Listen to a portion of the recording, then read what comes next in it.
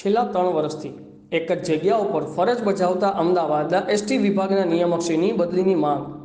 નિયમ મુજબ અધિકારીની બદલી નહીં થાય તો આગામી સમયમાં ઉગ્ર આંદોલન કરવાની આપ નેતા પ્રવીણ રામની ચીમકી.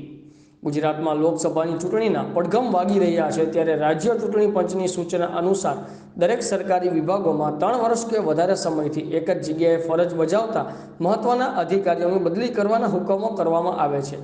અને બીજી તરફ અમુક અધિકારીઓને સરકાર છાવરતી હોય તેવા આક્ષેપ રાજકીય પાર્ટીના નેતા પ્રવીણ રામ દ્વારા લગાવવામાં આવી રહ્યા છે.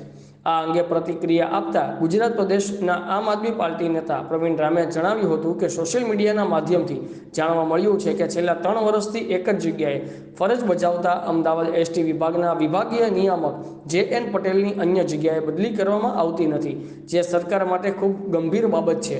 નિયમ મુજબ અધિકારીઓની બદલી થવી જોઈએ, પણ અહીં સરકારના મનસૂબા સામે સવાલ ઊભા થઈ રહ્યા છે. હવે સરકાર આ મુદ્દે ગંભીરતા નહીં દાખવે તો આગામી સમયમાં ઉગ્ર આંદોલન કરવામાં આવશે, તેમજ ગુજરાત પ્રદેશ આમ આદમી પાર્ટીના નેતા પ્રવીણ રામે જણાવ્યું હતું. રિપોર્ટર સંજયભાઈ ઝાલા, આઝાદ મીડિયા લાઈવ, ધંધુકા.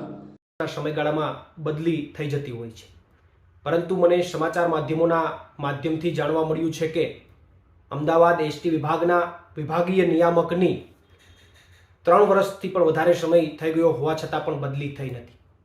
સાથે સાથે સમાચાર પત્રોની અંદર અધિકારીઓ ઉપર એમના વહીવટને લઈને અન્ય આક્ષેપો પણ થયા છે.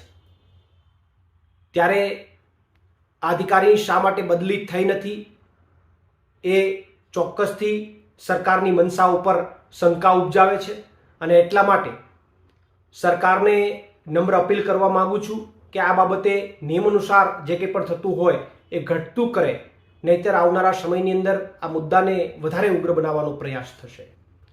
પ્રવીણ રામ, ફ્રન્ટલ પ્રદેશ અધ્યક્ષ, આમ આદમી પાર્ટી.